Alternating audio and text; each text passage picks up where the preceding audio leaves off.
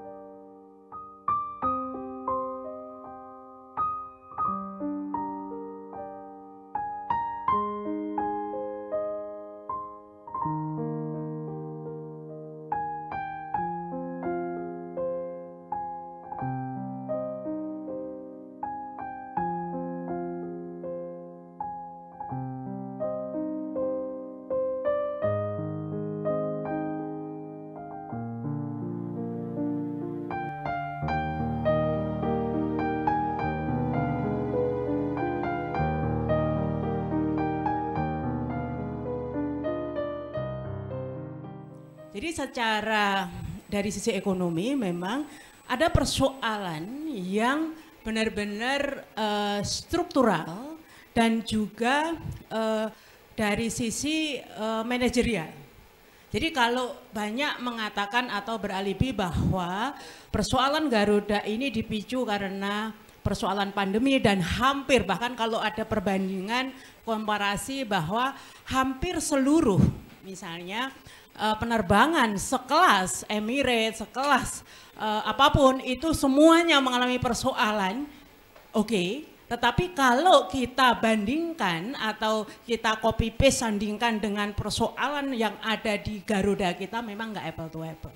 Jadi betul bahwa pandemi ini menyebabkan dampak yang luar biasa terhadap industri penerbangan, tidak kita pungkiri. Bahkan sekelas yang kelasnya first class di internasional pun juga berdampak, itu juga benar. Tetapi yang menjadi persoalan adalah bahwa pandemi ini hanya mempercepat persoalan yang ada di Garuda. Karena komorbidnya atau karier penyakit bawaannya ini memang penyakit yang sudah sangat-sangat struktural, baik dari sisi tadi tata kelola maupun dari sisi artinya dari sisi manajerial tata kelola maupun dari sisi kebijakan yang ada di industri Garuda. Saya akan contohkan misalnya ya. Dari Garuda ini sebenarnya bukan hanya ketika terjadi pandemi mengalami persoalan yang berat. Ini sudah kesekian kali. Dan persoalannya selalu berujung pada persoalan yang sama. Jadi saya akan memulai apa yang secara struktural terjadi di Garuda. Jadi ada beberapa hal yang memang secara pertimbangan bisnis atau dari sisi bisnis ini bisa dikatakan ada natural problem. Jadi siapapun saya yakin kalau ini tidak diselesaikan mau diganti CEO-nya, mau diganti komisarisnya, maka problemnya hanya akan katakanlah seperti kita dikasih minyak angin gitu. Jadi mungkin sekejap hilang tetapi problem dasarnya nggak akan selesai. Pertama adalah persoalan mismatch. Jadi Garuda ya tadi sudah banyak diceritakan bahwa Garuda ini pangsa pasarnya 78% domestik, 22% internasional. Jadi internasionalnya hanya 22%.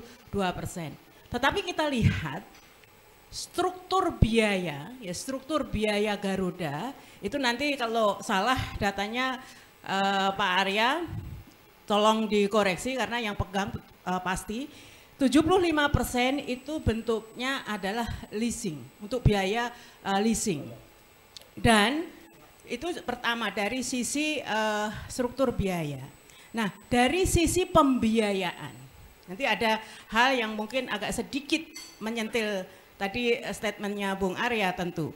Jadi struktur dari pembiayaan Garuda ini memang sangat tergantung kepada utang dan bentuknya adalah global bond dan itu harus dibayar dengan, kalau global bond tentu dengan dolar. Nah sementara 78% rupiah revenue-nya. Nah jadi memang betul, tadi dikatakan Bung Arya bahwa kalau bodoh gitu ya, bodoh kalau tidak utang itu kuno atau tidak cerdas tidak apa tadi. Itu juga teori yang sangat kuno. Kalau mau kaya utang katanya. Mau kaya utang, itu teori mazhab kuno. Kalau mau kaya mungkin utang, mazhab klasik gitu. atau mazhab konvensional atau apapun lah. Itu kalau didengar anak milenial tentu diketahui. Karena begini, jadi memang sumber pembiayaan itu salah satunya dengan berhutang. Tetapi korporasi-korporasi yang world class, selevel Garuda yang sudah mempunyai level world class itu, sumber pembiayaan di seluruh dunia, ya yang world class itu pasti dari investor pembiayaannya. Apa bedanya? Jadi kalau utang, ya utang, apalagi utangnya ditanggung digaransi oleh pemerintah, pasti tata kelolanya. Nah ini nanti persoalan menyangkut persoalan struktural yang ketiga. Tata kelolanya itu pasti akan semau gue. Jadi transparansi, akuntabilitas dan prinsip-prinsip bisnis itu akan lebih sering diabaikan dan terabaikan. Termasuk juga sulit untuk mengendalikan atau menolak intervensi politik. Kalau itu sumbernya dari utang. Apalagi utang dari konsorsium sama-sama BUMN.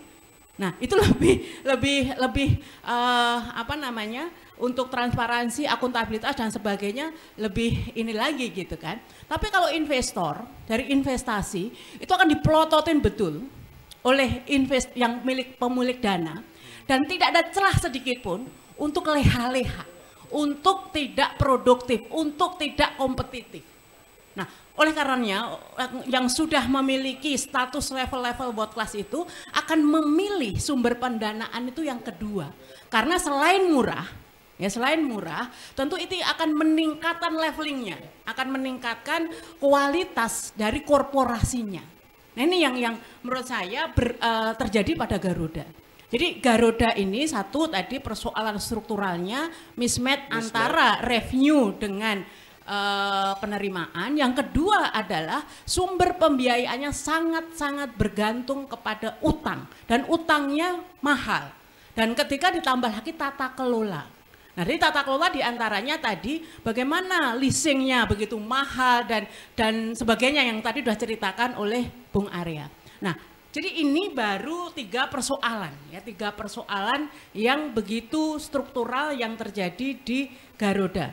Belum lagi nanti kalau kita, jadi yang tadi mismatch, yang kedua struktural problem, yang ketiga intervensi politik.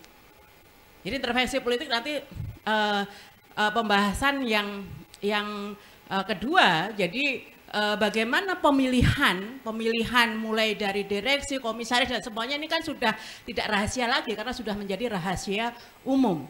Nah, jadi ini yang sebenarnya harus diselesaikan secara fundamental. Jadi kalau penyelesaiannya aksi korporasi seperti restrukturisasi, moratorium dan sebagainya bisa jadi ini pun juga hanya menyelesaikan persoalan-persoalan yang mendesak.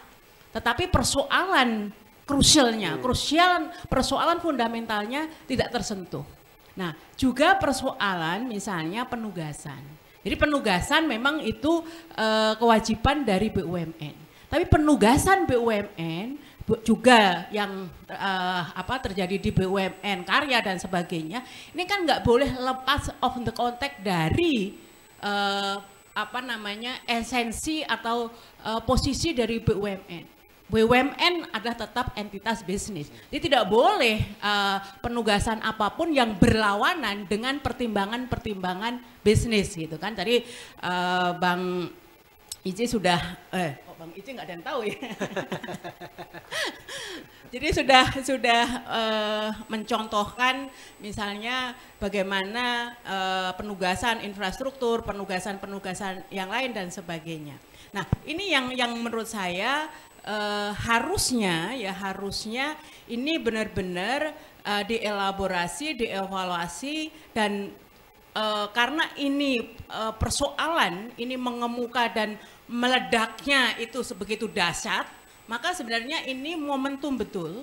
Jadi kalau Daeng menyatakan harus ada langkah-langkah radikal, menurut saya bukan sekedar radikal dalam arti bagaimana menjadi keputusan presiden, tetapi bagaimana tata kelola BUMN kita terutama untuk case Garuda dan juga BUMN secara keseluruhan ini benar-benar dikembalikan dalam secara benar-benar bagaimana mengelola sebuah entitas bisnis. Jadi walaupun mereka mendapatkan penugasan PSO, ada penugasan mengenai katakanlah bagaimana menjaga agar terjadi equilibrium antara seluruh wilayah misalnya seperti Pertamina dan sebagainya. Tetapi pertimbangan bisnis itu tetap tidak boleh dinomor sekiankan. Nah, kedua adalah bahwa sekalipun BUMN ini mendapatkan penugasan sebagai PSO atau Public Service Obligation, tetapi memang tidak boleh selalu mengejar keuntungan finansial, karena memang tugas mandatorinya adalah agent of development. Tetapi yang namanya entitas bisnis tidak boleh rugi secara ekonomi. Jadi rugi secara finansial is okay, tetapi secara ekonomi multiplier efek dari keberadaan BUMN ini harus tetap ada. Jadi kalau tadi dibanggakan bahwa misalnya kontribusi BUMN kita 300 sekian triliun. Loh, saya tidak ingin membandingkan secara ini ya, tetapi kalau kita lihat komposisi sama-sama korporasi gitu, coba kita lihat. Penyumbang cukai di Indonesia terbesar itu industri rokok namanya, walaupun mungkin tidak persis gitu. Aset dan juga ekuitas mereka itu mungkin sekian ratus dari total aset dan ekuitasnya BUMN.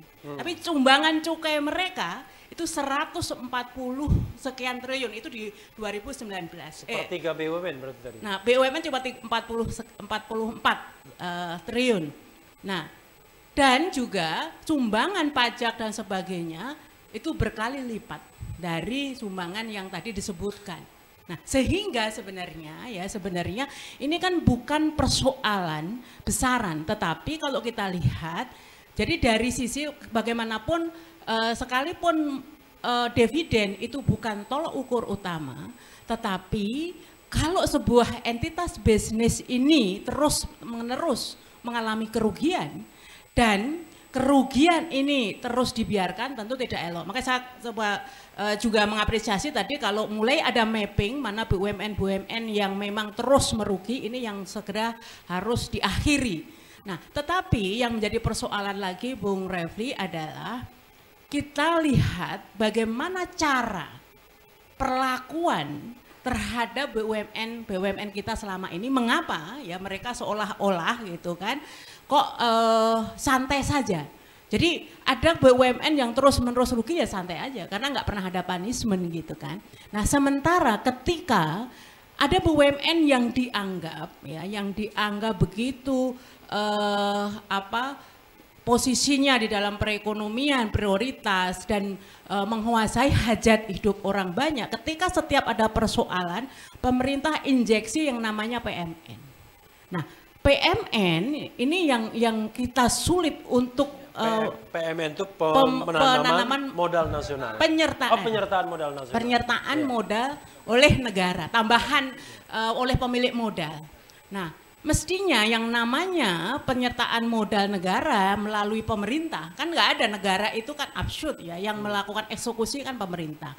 Sementara keuangan pemerintah itu selalu melalui mekanisme yang namanya APBN. Nah, tetapi agak yang aneh ya di dalam struktur penyertaan modal negara ini tidak pernah terlihat di dalam postur defisit APBN kita. Di mana namanya investasi. Jadi begitu pemerintah memutuskan dan DPR tentu tinggal mengaminkan gitu kan, berapa penyertaan modal dari negara untuk menyuntik BUMN kita yang dalam tanda petik sakit tadi, itu langsung diputuskan itulah tambahan utang. Dan tambahan utang itu tidak masuk ke dalam defisit APBN. Nah, ini yang menyebabkan pertanggungjawaban, akuntabilitas, dan ininya juga menurut saya mempunyai celah gitu. Artinya tidak ada yang ngejar-ngejar, tidak ada yang benar-benar memaksa dalam tanda kutip, oh ini sudah biasanya kan kalau kita sih bukan ya, karena saya enggak. Kalau ada pemilik modal mempunyai perusahaan atau pemilik perusahaan ingin menambahkan modal, pasti dengan ya perjanjian dengan katakanlah prasyarat yang begitu sangat-sangat rigid dan detail. Misalnya saya akan tambah modal dengan catatan Anda mau meningkatkan kinerja berapa, apa yang Anda janjikan untuk saya dan sebagainya. Dan tidak ada pemilik modal menambah utang ketika misalnya perusahaan itu sakit. Jadi yang ada pemilik modal itu akan nambah utang ya ketika perusahaannya mengalami posisi ekspansi, mengalami kinerja yang terus mengalami perbaikan. Nah, ini menurut saya juga persoalan di dalam tata kelola BUMN kita. Termasuk juga tata kelola bagaimana menempatkan rights man, the rights place gitu kan, dan juga pemilihan-pemilihan direksi dan sebagainya. Dan person. Nah, jadi memang Garuda menurut saya hanya pintu masuk. Bagaimana kita betul-betul memperbaiki BUMN, kinerja BUMN kita. Dan kalau saya punya sedikit cerita mengenai bagaimana kinerja BUMN selama pandemi 2020. Kebetulan kemarin saya salah satu ikut penjurian ya, atau bukan penghargaan lah, bukan penjurian BUMN. Dan kita pertama agak terpana betul bagaimana mungkin BUMN yang mestinya ya sangat tertekan ketika pandemi justru labanya membaik, bahkan meningkat secara signifikan. Nah, setelah kita coba perdalam gitu untuk melakukan menanyakan bagaimana strategi, bagaimana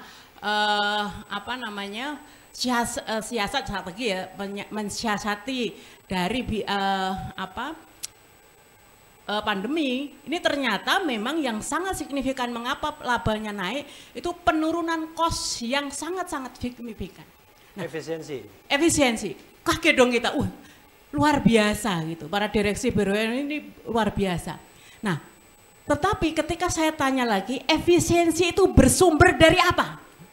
Nah, mayoriti dari hampir seluruh presentasi CEO BUMN itu dari apa? Dari pengurangan operasional yang disebabkan karena semua sekarang melalui daring. Artinya apa? Artinya betapa luar biasanya biaya operasional untuk rapat dan sebagainya dalam mengelola BUMN kita.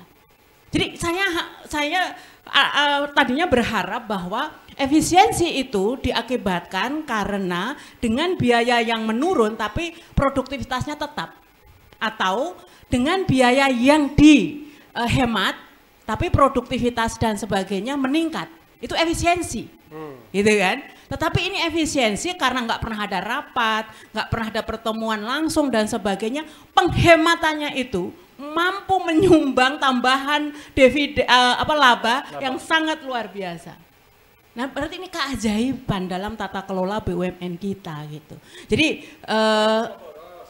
keajaiban. Karena ini di luar prinsip-prinsip bisnis gitu kan. Jadi ini ya berbeda misalnya kalau kita bandingkan beberapa industri yang survive bahkan meraup mampu ada blessing in disguise di tengah pandemi itu karena ada inovasi, ada sebuah terobosan yang memanfaatkan dari petaka itu menjadi benar-benar sebuah peluang bisnis dan pengembangan bisnis. Itu berbeda. Tapi di BUMN yang kemarin banyak saya temui diantaranya efisiensi itu disebabkan karena biaya-biaya untuk berbagai macam perjalanan dinas, rapat dan sebagainya menurun secara drastis. Nah, itu yang juga saya pikir menarik. Ya, nah, nanti yang menarik lagi setelah break.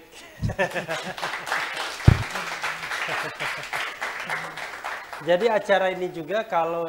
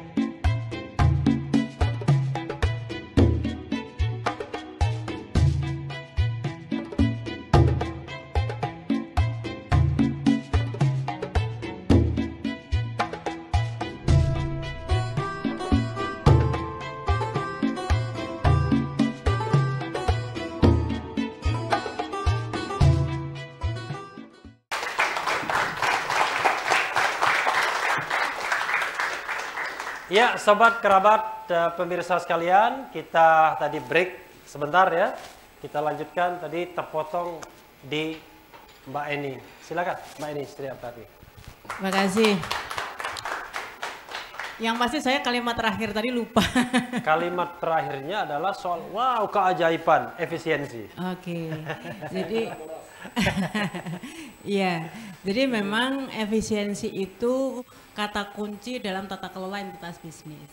Jadi kalau kita melihat apakah bisnis itu sehat atau tidak dan nanti mampu berdaya saing atau tidak, itu akan tercermin apakah mampu melakukan efisiensi dan bekerja secara produktif atau tidak. Jadi kalau tadi lebih dari 100 BUMN kita yang benar-benar mencetak rapot biru, artinya benar-benar menunjukkan kinerja yang sehat, itu artinya mencetak laba dan juga tidak cash flow-nya tidak dibebani utang dan sebagainya, itu memang bisa dihitung. Nah, jadi kalau tadi juga dicontohkannya di BUMN sektor keuangan tentu juga tidak apple to apple, karena sektor keuangan itu CAR-nya saja 8%. Artinya memang modal yang pemiliknya itu hanya 8% kira-kira gitu kan, 92% itu memang dana masyarakat gitu. Nah, ini juga mesti ada mapping di antara BUMN di masing-masing sektoral. Artinya ke depan bagaimana kita harus punya sebuah KPI atau indikator yang benar-benar detail dan ini tidak bisa disamaratakan antar BUMN. Tidak hanya berdasarkan sektoral, termasuk tadi ada mapping mengenai penugasan dan juga status dari BUMN ini. Apakah memang benar-benar BUMN yang bergerak di sektor komersial, artinya tidak mempunyai kaitan langsung untuk menjaga public service obligation, atau memang ini BUMN yang harus berfungsi utama sebagai public service obligation. Nah, tentu nanti KPI terhadap CEO atau direksi BUMN tentu juga berbeda gitu kan. Nah, sehingga tidak bisa kita jumpai seperti hari ini. Tadi dikatakan BUMN ini mempunyai anak, cicit, bahkan sampai bawahnya cicit lagi, dengan variasi bisnis tidak ada hubungannya dengan core bisnisnya. Termasuk yang terakhir tadi disampaikan persoalan Krakatau Steel gitu kan. Krakatau Steel mestinya ini kalau kita ingat mandatori utama Krakatau Steel itu membangun industri, mother industry di sektor baja gitu kan. Tapi kita lihat anak perusahaan termasuk juga cicit canggahnya gitu, liar kemana-mana. Nah ini juga yang mestinya juga ditertibkan. Jadi solusi untuk melakukan holding BUMN ini kemarin sudah mulai ada sebuah konsep yang berbasis ekosistem. Nah itu yang harus benar-benar ke depan diprioritaskan. Ekosistem itu artinya tidak hanya sekedar menggabung-gabungkan lini bisnis yang sama, tetapi bagaimana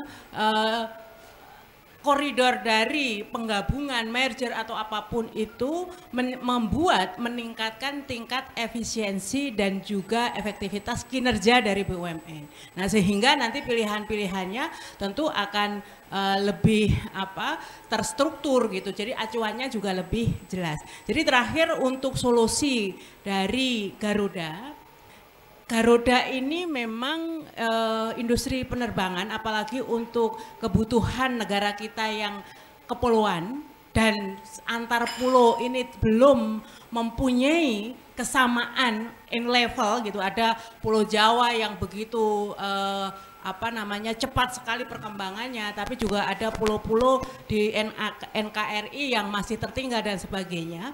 Dan ini hanya bisa mengikuti atau mulai mengurangi kesenjangan kalau membuka konektivitas.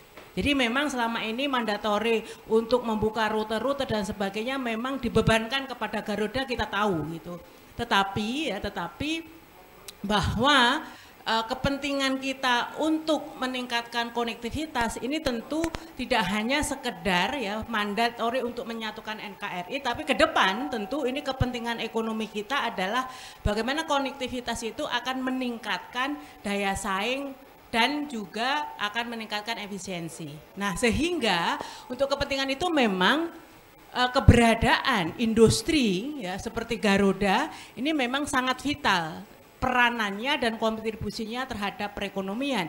Nah, sebagian harus misalnya menyarankan ya sudah kalau memang ini secara ekonomi sudah tidak layak karena baik equity, baik hutang, baik kerugian sudah sangat menumpuk, ganti saja nanti bikin maskapai lain. Tidak semudah itu untuk industri yang sangat full mandatory untuk safety. Jadi industri penerbangan itu safety-nya harus luar biasa dan sebenarnya Garuda sudah mempunyai world class. Dan kalau kita lihat sebenarnya mengapa masyarakat juga rela membayar mahal karena lebih percaya bahwa Garuda lebih safety. Nah ini adalah intangible atau manfaat atau keuntungan yang tadi gitu. Dan ini bisa dikonversi dengan nilai value dari Garuda. Nah sehingga kalau ini masih ada keyakinan bahwa pemerintah serius menyelesaikan Garuda dan sebagainya, saya kok yakin ya masih banyak investor yang cukup tertarik untuk mengembalikan kejayaan dan terbang tingginya Garuda kembali.